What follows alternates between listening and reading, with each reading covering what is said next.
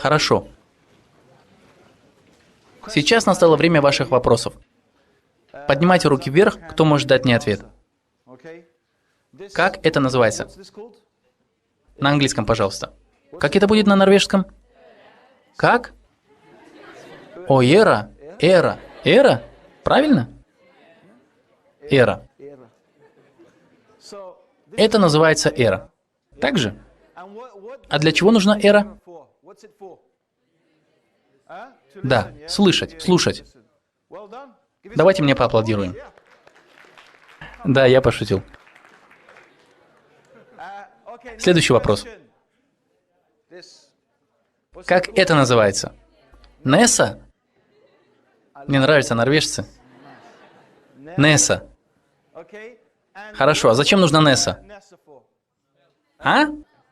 Вы знаете ухо. Ухо, чтобы слышать. А для чего еще уши? Это очень ценное их качество. Да, гармония, правильно. Итак, нос для того, чтобы нюхать. А как мы это называем? Пожалуйста, на норвежском. Я хочу выучить норвежский. А? Уе? Уина. Уина? На арабском произносится айн, не так ли? Аина, субханаллах. Всегда вы можете найти сходство между всеми языками. Хорошо, итак, зачем нужны нам глаза? Видеть, хорошо. А как насчет этого? Тенет? Тенет? Зачем они? Кушать, кусать, жевать. Хорошо.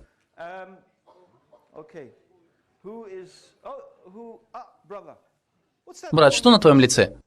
Да, вот это. А? Как? Бриллет? Так? Бриллери.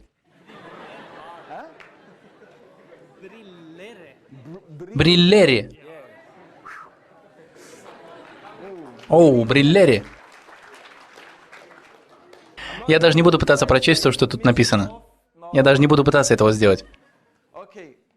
Хорошо, брат, а что делают эти очки?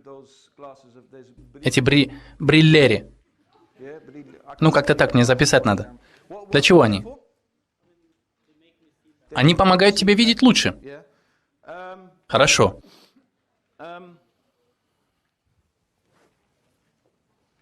Вот это? Ручка. Ручка? На норвежском, пожалуйста. Пен. А зачем этот пен? Для чего он нужен? А? Да, правильно. Зачем я все это спрашивал? Подумайте о всем. Подумайте о вашем теле. Подумайте о каждой части вашего тела. У него есть цель. Даже ваш аппендикс, у которого, как вы думали, нет функций, обладает определенной целью. Было открыто, что он находится для определенной цели. Они выяснили это после того, как поудаляли тысячи аппендиксов. Они выяснили, что он обладает функциями. Все, что у вас есть, ваши легкие, ваше сердце, почки, глаза, нос, ноги, даже ваши внешние принадлежности, очки, ручка, у всего есть цель. У него есть причина, у него есть цель. Давайте подумаем обо всем этом. Действительно ли вероятно, что каждая составная часть вашего тела, каждая часть вашего тела обладает целью? У Солнца есть причина, и у Луны, у звезд есть предназначение, у моря, у травы. Даже у червя в земле есть цель – удобрять почву. Но вы целиком, какова ваша цель? А? Возможно ли, чтобы у каждого человека, у каждой вещи была цель, а у человека не было цели предназначения? Это не является чем-то, что мы можем принять, в этом нет смысла.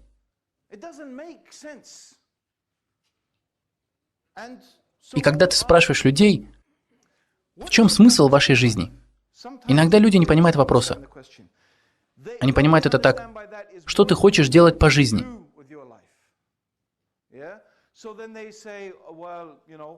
И они говорят, моя цель в жизни – это стать доктором, инженером, моя цель в жизни – это моя девушка, находящаяся тут.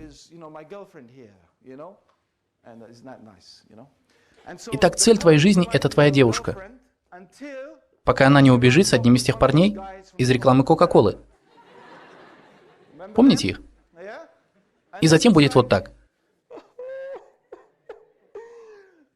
Почему ты плачешь? Потому что ты понял, что она не может быть смыслом твоей жизни.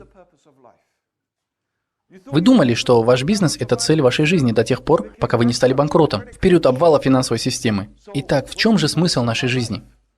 Вы думали, смысл нашей жизни – это все то, чего вы хотите добиться. Ваши экзамены. Но вы провалили ваши экзамены.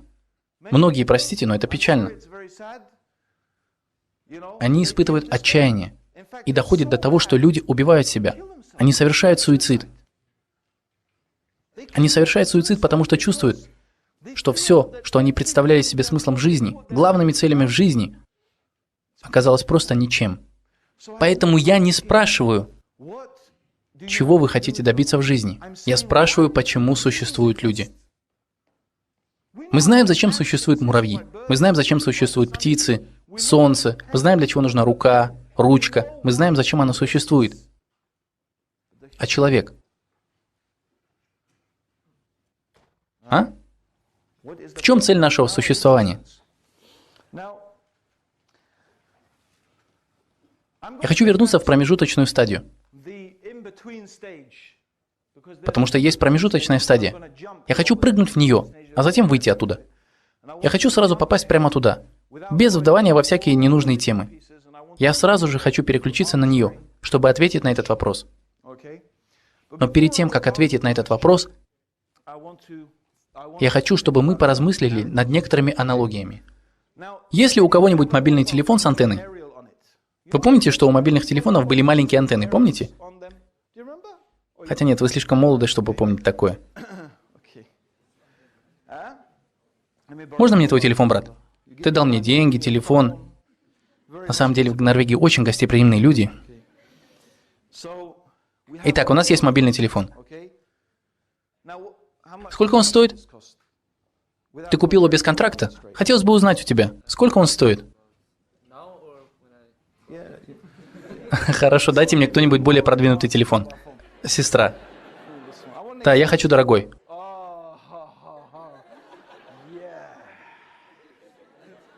iPhone.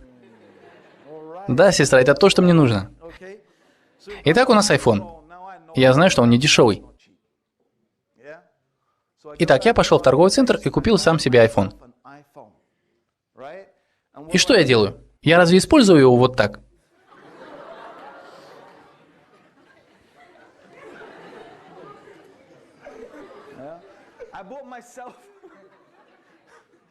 Я разве купил себе красивую бритву?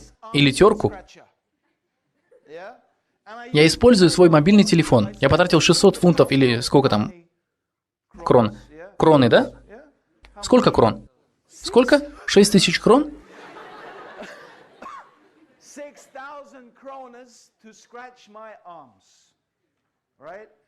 Причина, почему я все это говорил, Джазакилляху хайран. Можешь его больше не мыть, Абдурахим Грин Тюрсейм.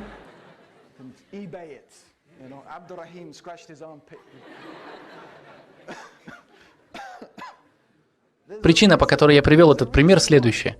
Некоторые из вас, сидящие здесь, думают: да, сегодня очень хорошая беседа. Материалистическое общество, но знаешь, мне нравится моя жизнь.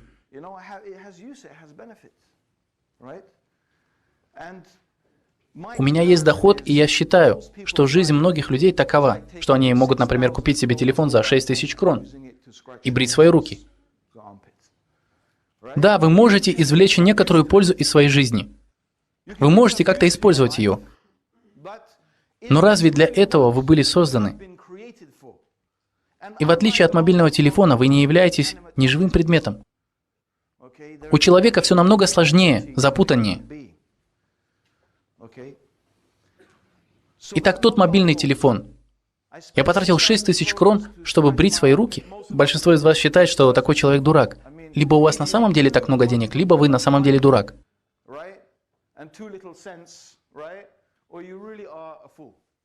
Это расточительство. Это действительно крайне неподобающее, преступное расточительство. И я бы хотел, чтобы вы подумали о другом. Что ж, я взял себе красивый сияющий iPhone. И я знаю, многие из нас знакомы с техникой. Но я помню, когда у меня впервые появился мобильный телефон, Многие годы я отказывался пользоваться мобильным телефоном. Но все равно мой друг дал мне один из его телефонов. Он настаивал, чтобы я его взял, и в конце концов я сдался. И он дал мне свой мобильный телефон. До этого я никогда не пользовался мобильным телефоном. Но он не дал мне кое-что вместе с телефоном, которое было бы очень полезным. Что он мне не дал? Зарядку? Он дал мне зарядку. Еще ответы.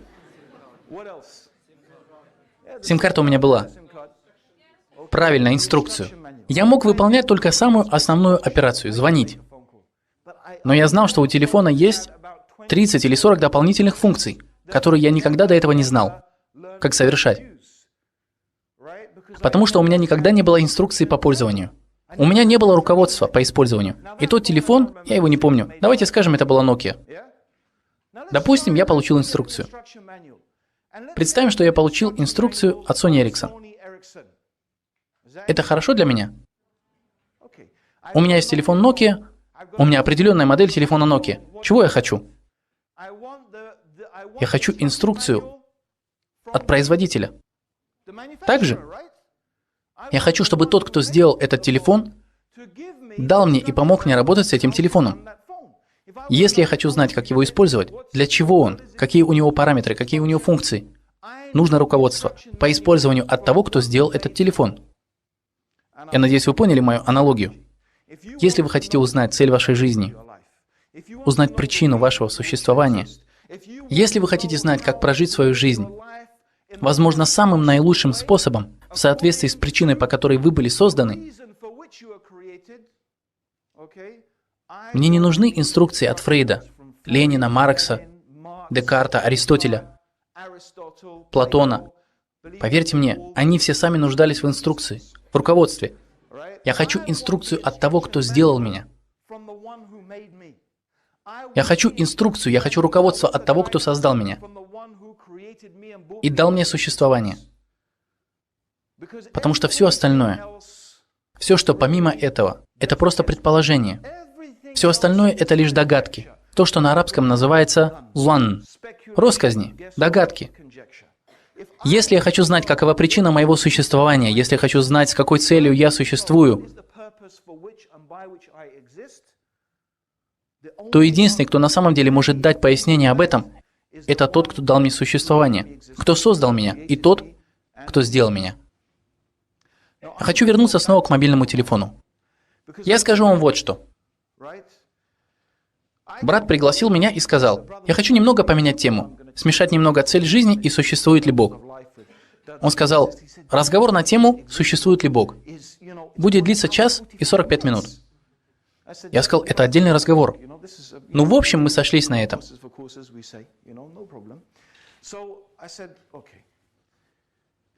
Теперь мы подошли к этому вопросу. Я не хочу вдаваться во все философские аргументы спора.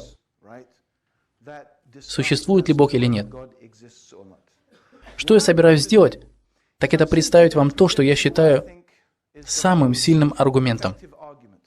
Могу ли я вам доказать существование Бога на чисто научном, интеллектуальном уровне, с выведением логического следствия? Я не думаю, что я так смогу вам доказать. Но что я смогу сделать? Поверьте, я смогу сделать. Продемонстрировать, почему вера в существование высшего Создателя означает веру в Бога, который бесподобен, отделен и уникален, который полностью отличается от своих созданий, является самым рациональным и осмысленным объяснением существования нашей жизни, нашей Вселенной, нашей планеты и нас самих. И чтобы показать данное утверждение, я вернусь обратно к мобильному телефону.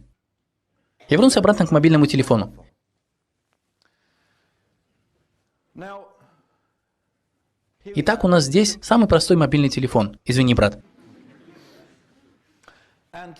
Считаем, что я не знаю этого брата. Я буду спекулировать на том, откуда у него этот телефон. Для начала я хотел бы, чтобы вы подумали кое о чем. Какие основные компоненты у этого телефона? Материалы, из которых он сделан. Корпус сделан из пластика. Внутри него маленький чип. Также Маленький чип, как мы его называем? Силиконовый чип. Что такое силикон? Силикон. Что это вообще такое, силикон? Это песок. Пластик делают из нефти. Назовите место, где много песка и нефти. Ну, вообще-то Ирак больше подходит.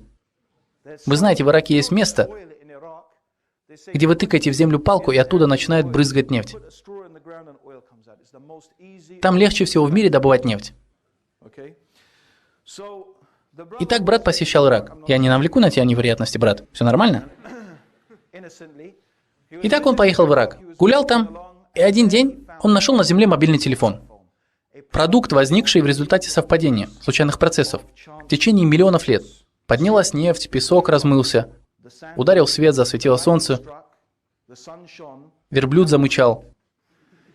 После случайных событий, происходивших миллионы лет, этот телефон сам превратился в результате случайных событий в мобильный телефон, который мы сегодня имеем.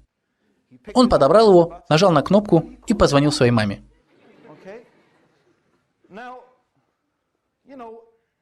Вы знаете, я уверен, что вы согласитесь, что это нелепо. Вы можете спросить, а как такое вообще может быть? Может быть, из-за того, что я сказал миллионы лет? Хорошо, миллиарды. Если я скажу, что на это ушло миллиарды лет, это будет выглядеть менее нелепым? Как насчет 2 миллиардов лет? Как насчет 2 миллиардов лет? Давайте возьмем что? Давайте возьмем, что Обама отдает 175 миллиардов банкам. Как насчет 175 миллиардов лет? Вы думаете, что, может быть, все еще может получиться мобильный телефон? Может быть. Кто-то может сказать, да, может быть. А ведь это вещь, предмет. Видите?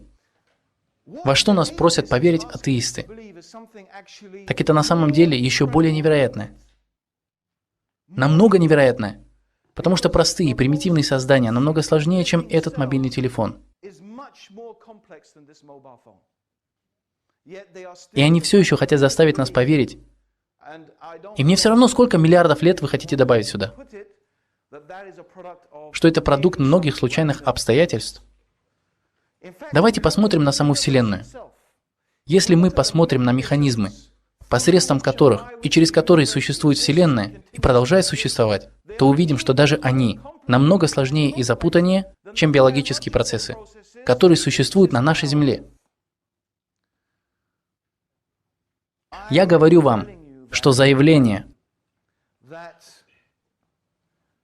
о том, что эта Вселенная является результатом случайных событий, является результатом случайностей и произвольного совпадения, является абсолютно нелогичной. Фактически, самое рациональное утверждение о том, что когда мы видим что-то, что работает согласно законам, согласно системе, по модели, что когда мы видим механизмы, наш человеческий опыт, наш общечеловеческий разум, наш общечеловеческий опыт говорит нам, что если я нашел мобильный телефон, если я нашел что-то, работающее по определенным механизмам и моделям, и оно может быть намного проще, чем мобильный телефон или ручка.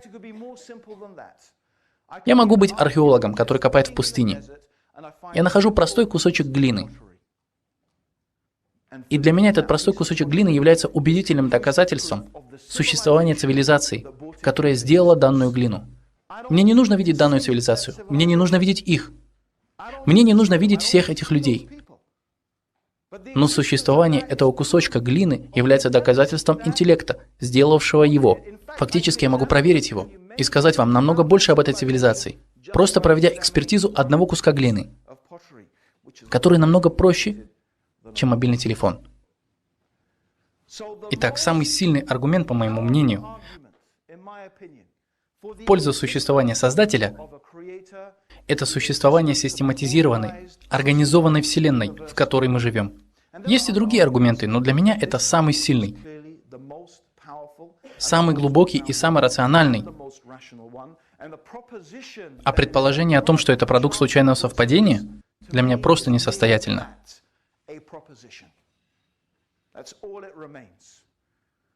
Есть люди, являющиеся убежденными атеистами. Они посвятили этому свою жизнь, и все, что они пытаются сделать, это просто сделать мое утверждение менее привлекательным. И все. Что они могут сделать? Потому что в основе люди на интеллектуальном и умственном уровне, и к тому же у них очень развит интеллект. Я верю в основе, на уровне интеллекта мы верим, что у Вселенной есть Создатель. Все, что могут сделать атеисты, это попытаться показать, что эта идея менее привлекательна. И как, может быть, возможно, через некоторые произвольные процессы могли начаться процессы создания. В конечном счете, к этому сводятся их теории. Если вы посмотрите на это с позиции логики, к тому же они показали, что биологические процессы протекали случайно, и тем самым смогли успешно убедить некоторых людей. Когда вы подходите к законам, по которым управляется Вселенная, возникает совершенно другое ощущение, совершенно другое представление. Очень и очень трудно, и большинство физиков и астрофизиков согласятся, что очень трудно допустить вероятность случайности всей этой системы.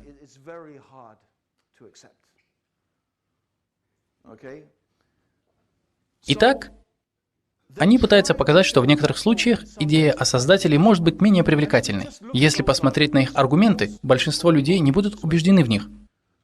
Не будут убеждены в том, что нет Бога, потому что атеисты верят, что Бога нет.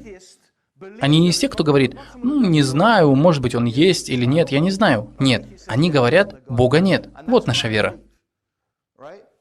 И что вы видите? Что аргументы атеистов, давайте вернемся назад, основаны на эмоциях. Самые сильные из них, большинство их аргументов не основаны на разуме. Они построены на эмоциях. В мире столько страданий, дети умирают, происходит землетрясение, возникают болезни. Так как же может существовать Бог? Да? Нам ведь это знакомо. Все войны из-за религии. Хорошо. Первая мировая, Вторая мировая, Сталин, не совсем религиозный человек. Но если вы примете наше определение религии,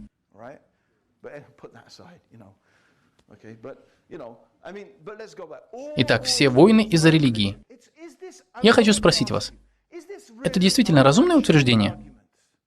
Какое отношение Бог имеет к систематизированной и организованной Вселенной и планете, в которой мы живем? Абсолютно никакого.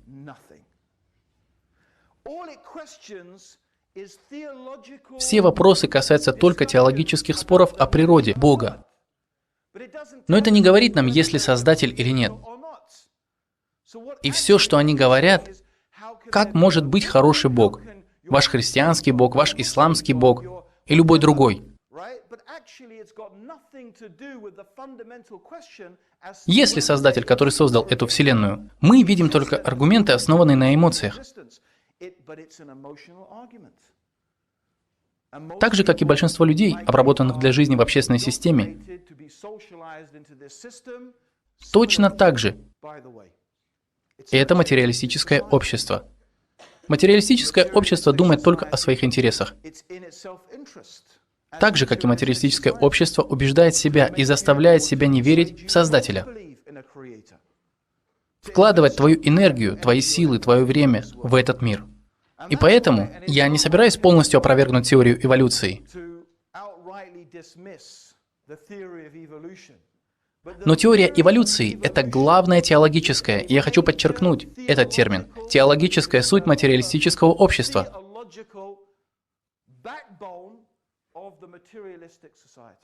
Давайте вернемся назад. Почему? Потому что в основе теории эволюции говорит, что люди — это обезьяны с улучшенным разумом. Вот что она говорит. Я знаю, что теория эволюции не говорит, что мы эволюционировали от человекообразных обезьян. Я знаю, что эволюция говорит, что мы человекообразные обезьяны, предположительно эволюционировавшие от приматов. Но суть в том, что по существу мы просто животные, умные животные. В сущности, мы обезьяны, то есть умные обезьяны. Вот так. Что не нужно верить. Нет серьезной цели существования. Так что очень просто сделать обезьяну счастливой. Очень просто. Дайте обезьяне банан, и она будет счастлива. Дайте самцу обезьяны самку. Обезьяны будут счастливы. И держи обезьяну в безопасности от опасного воздействия. И что у тебя получится? У тебя будет счастливая обезьяна. Как сделать счастливыми людей-обезьян? То же самое.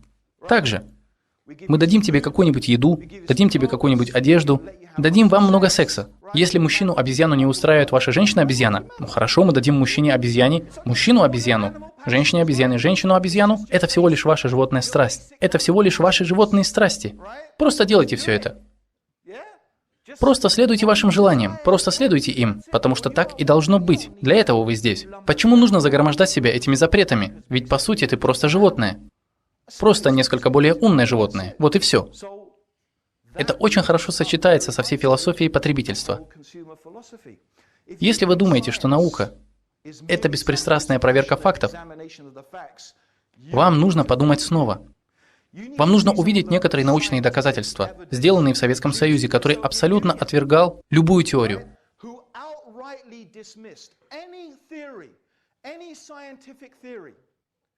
Любую научную теорию, которая указывала на то, что может быть некоторое разумное существо, которое создало эту Вселенную. Не имело значения, какое содержание было у этой теории. Факт того, что она предлагала точку зрения на идеологическом уровне, противоречащую идеологии Советского Союза, заставлял отказаться от нее. Точно так же есть много научных исследований, сделанных алкогольными компаниями, табачными компаниями, которые показывают, сколько много лекарств мы потребляем, которые произведены в так называемых лабораторных условиях, но они только лишь заставляют вас покупать лекарства. Снова.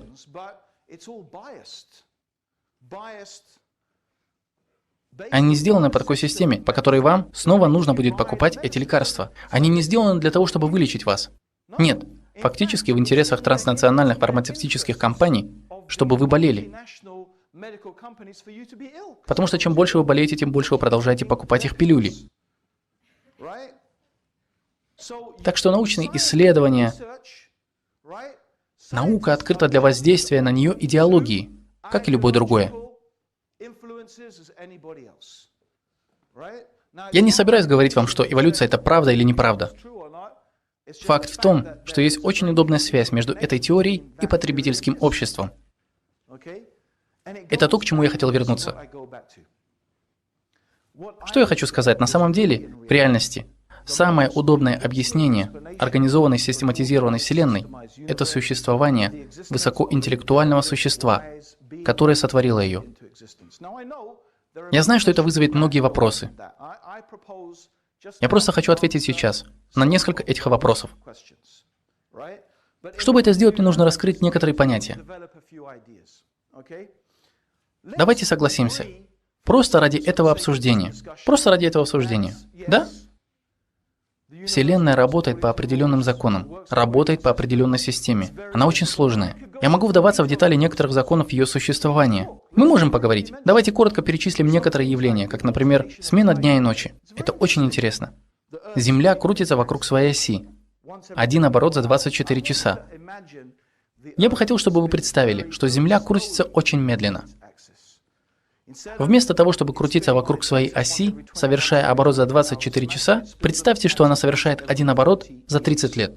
Представьте, что одна часть планеты подвержена солнечному свету в течение 30 лет, а на другой части нет света в течение 30 лет. По астрономическим меркам это небольшая разница. Но как бы это отразилось на нашей жизни, на жизни на планете? А? Как вы думаете? Жизнь бы продолжалась? Да, но она не была бы такой, как сейчас. Это почти определенно. Что, если бы Земля была слишком близко к Солнцу? Что бы произошло, если бы она была слишком далеко от него? У нас есть и другие планеты. Мы можем их видеть. Что было бы, если бы Земля была больше или меньше? Эффект гравитации. А как насчет состава газов в атмосфере? Кислород очень важен для жизни. Но слишком много кислорода может отравить нам жизнь. Вам нужен углерод, вам нужен азот, вам нужен правильный баланс этих газов. А как насчет озона? Как насчет него? У которого есть замечательное свойство защищать от вредных компонентов солнечной радиации. Что, если бы его не было? Мы бы все были поражены солнечной радиацией. Какой же замечательный баланс. Какая изумительная гармония. Если вы сожмете Землю до размеров бильярдного шара, вы знаете бильярдный шар, Земля сжата. И это касается некоторых моментов, если мы углубимся во все тонкости строения Вселенной.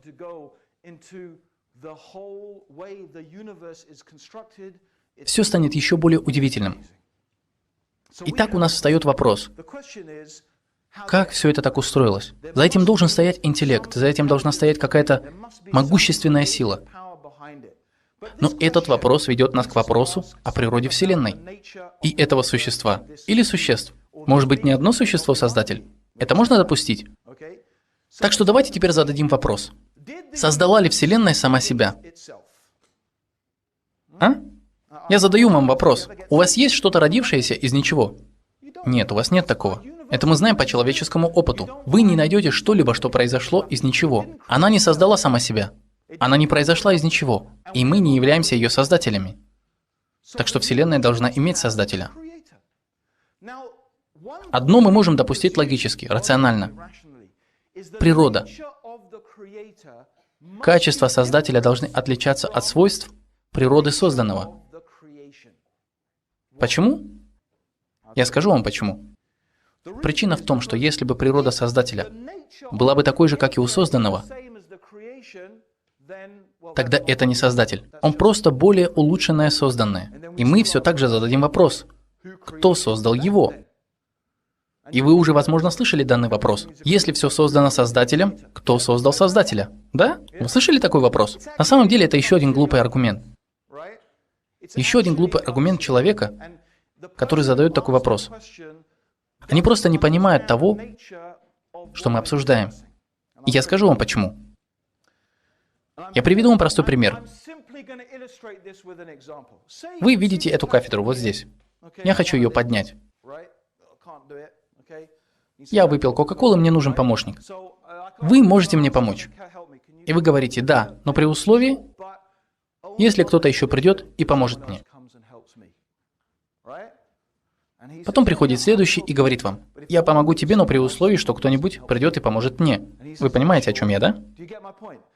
И если каждый будет помогать только при условии, что кто-то придет и поможет ему самому,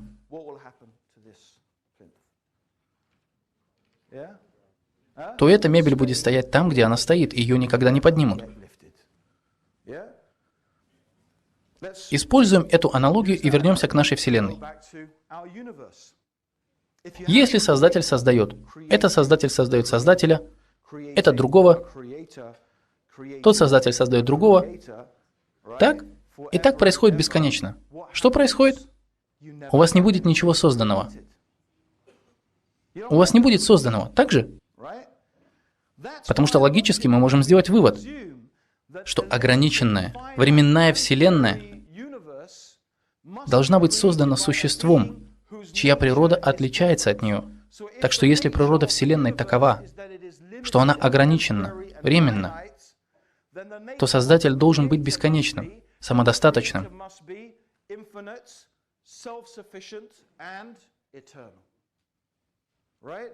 Вот так логически, разумно мы можем понять,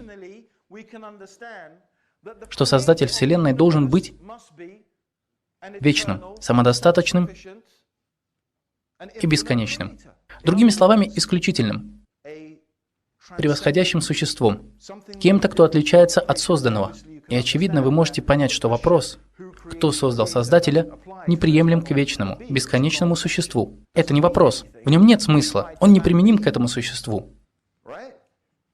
Можем ли мы допустить, есть ли смысл в утверждении, что существует два бесконечных существа?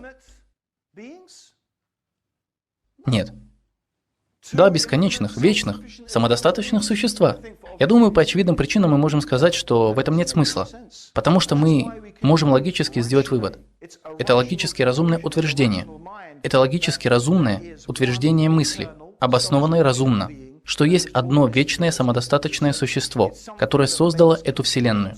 В этом есть абсолютный и понятный смысл. Это не является неразумной идеей. В этом есть понятный и абсолютный смысл. Наоборот, она достаточно логична. В этом нет иного смысла. Это у нас есть другие аргументы, чтобы проверить, правы ли атеисты или нет. Ко всему этому В это верят большинство людей, то есть верят в Бога. Что в общем сделали люди? Так это то, что они взяли некоторых из созданий и приписали им качества и некоторые атрибуты, некоторые знания, некоторую силу, которые на самом деле принадлежат Богу. Они взяли их богами вместо настоящего Бога. Они поклонялись им. Они начали думать, что у тех есть сила, что у тех есть власть, способность, которая на самом деле есть только у Создателя.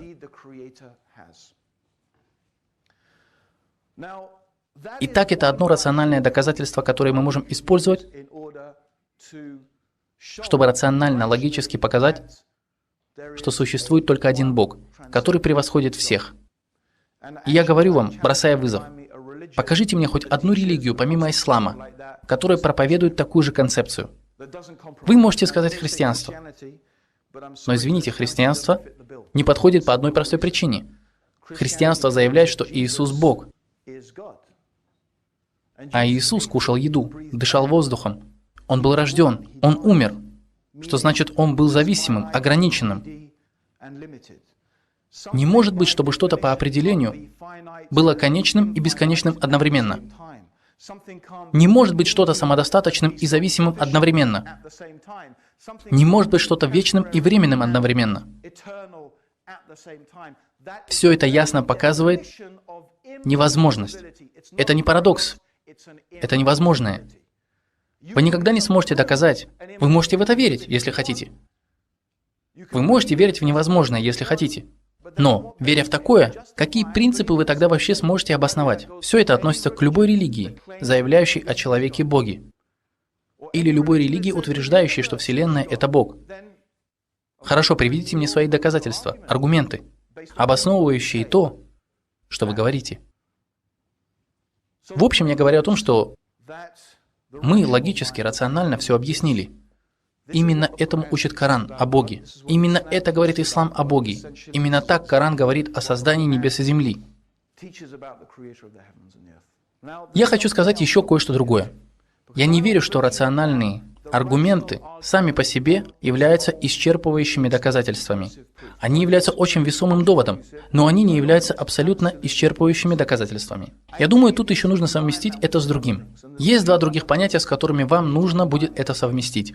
Одно, о нем я собираюсь поговорить прямо сейчас. О другом я буду рассказывать завтра. Первое, о чем я хочу поговорить сегодня, и на нем я и закончу, и мы перейдем к вопросам и ответам. Есть другой вид доказательств. Есть другой вид подтверждения. Позвольте мне вас попросить кое о чем снова подумать. Представьте, что это раскалено.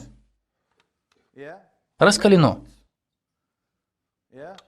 Если я дам тебе это, брат, и оно раскалено, что ты сделаешь? Брат, сейчас оно не раскалено. Это просто.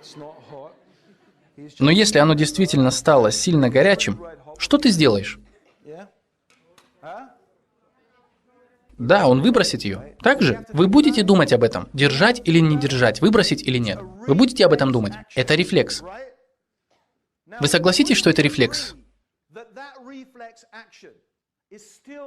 Это автоматическое действие, которое является знанием, информацией. Не так ли? Но откуда эта информация пришла? Вы не думали об этом? Вы не анализировали это? Вы не думали? О, мне нужно выбросить его. Это просто случилось. Это информация, которую в вас запрограммировали. Так же? Я верю. И мусульмане в общем говорят, что у нас есть врожденная, встроенная способность отвечать на уровне рефлекса Господу. Точно так же, как вы бросаете что-то горячее, когда оно у вас в руках. Есть определенные случаи в вашей жизни, когда что вы сделаете? Вы начинаете взывать к Господу. Автоматически, как ответ в форме рефлекса. И взывать к Господу. Это не называть Его имя. Вы можете сказать «О Иисус». Но если вы скажете «О Иисус», «О Будда», вы на самом деле не будете иметь в виду Иисуса или Будду. Потому что если бы Иисус стоял рядом с вами, и с вами случилось бы что-нибудь серьезное и страшное, чрезвычайное, то вы бы не повернулись к Нему и не сказали «О Иисус, помоги мне!» Вы бы так не сделали, так же? Вы бы взывали к тому же, к которому взывал бы и сам Иисус. Потому что это просто имя, которое вбили вам в голову. Но есть концепция.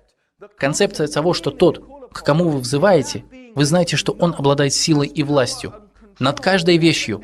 И в этой вселенной, и на уровне инстинкта вы знаете, что есть некто, у которого есть способность спасти вас из беды. И Коран приводит пример. Коран приводит пример людей на лодке. Они находятся на лодке, и начинается шторм. Волны разбиваются об эту лодку. Представьте волны, как большой тент. И они обрушиваются вниз. И люди знают, что капитан не спасет нас. То есть, по-нашему, техника не спасает нас. Они знают, что деньги их не спасут. Они знают, что их норвежский паспорт их не спасет. Они знают, что их красивое, стройное тело не спасет их. Ваши кроны, королева, изображенная на них, не спасет вас. То есть все, что вы думали, что даст вам то, чего вы хотите и то, в чем вы нуждаетесь, теперь вы знаете, что все это ничтожно. Все боги, которым вы молились, все идолы, которым вы верили, на которых вы полагались, будто в форме денег, власти, богатства или в форме камней и статуй, которым вы молились. Если вы молились деревянным идолам, статуям, камням, и вы думали, что они помогут вам, теперь вы поняли, что они утонут вместе с вами, и они вам не помогут. Но вы инстинктивно понимаете одно. Есть тот, кто обладает властью над всем в этой вселенной. И он тот, кому вы взываете. Это существо, это Создатель. В глубине своей души вы знаете, что это тот, кто обладает властью и способностью. И вы говорите: «О Господь, о такой-то». Вы взываете к Нему, чтобы Он помог вам и спас вас. Это ваш инстинкт. Это заложено в сердце каждого из вас. И поэтому нет принуждения в религии. Мне не нужно принуждать вас стать мусульманами. Это даже не моя работа, давать вам руководство. Я здесь лишь для того, чтобы напомнить вам о том, что вы уже и так знаете. Вы уже знаете, что есть Создатель. Вы уже знаете, что есть тот, кто контролирует все в вашей жизни. И вы это уже в жизни видели. Но суть в том, что многие из вас, когда Господь спасает вас, что происходит? Меня многие спрашивали: вы были в Осло до этого? Хорошо, я расскажу вам. Что произошло пару лет назад? Я был в Ори, правильно? Ори — это место в Швеции. Я был там с группой мусульман. И была одна девочка, она летела в госпиталь в Норвегии. И мы поехали и забрали ее. Затем мы проехали от госпиталя к Стокгольму через всю Норвегию и проехали мимо Осло. И я видел несколько зданий Осло. Ну все, теперь и умереть можно. Красивый город. В общем, о чем я говорю? Так вот, среди нас была одна девочка. Она только что научилась кататься на лыжах. Итак, она каталась одна. Все было нормально. Она увидела, как дети перепрыгивают через склон. И подумала: если это делают дети, так что это получится и у меня. И она оказалась на черной трассе для профессионалов. А она могла кататься только на зеленой трассе. А зеленая трасса еще легче, чем голубая. И она рассказывала нам. Она так плакала. И что же она говорила? «О Господь, пожалуйста, спаси меня. Пожалуйста, помоги мне. Пожалуйста, пожалуйста. Я буду хорошей мусульманкой. Я буду молиться 5 раз в день. Господь, пожалуйста, спаси меня. Спаси меня, спаси меня». Она дала столько обещаний, но когда она спустилась на безопасную трассу, начала ли она молиться? Стала ли она? Нет. Таков человек. Господь показывает ему свои знамения, и Он показывает вам. Вы даете обещания, вы даете обеты, вы посвящаете себя Богу в самой искренней, совершенной форме. Затем Бог спасает вас, и вы возвращаетесь обратно к поклонению тем вещам, которым вы поклонялись обычно. Именно так поступает большинство людей. Но реальность такова, что произошедшее с вами – это довод против вас. Есть очень много уровней доказательств, которые мы тут можем привести. И последнее, которое я хотел бы вам показать, связано с опытом. Но об этом мы не будем говорить сегодня, мы будем говорить об этом завтра, на моей лекции. о том, как я стал мусульманином и о моем путешествии в ислам. Я надеюсь, что все мы сегодня чему-нибудь научились. Я научился норвежскому. Я надеюсь, что и вы также извлекли пользу. Для меня это большое удовольствие, на самом деле. Большое спасибо.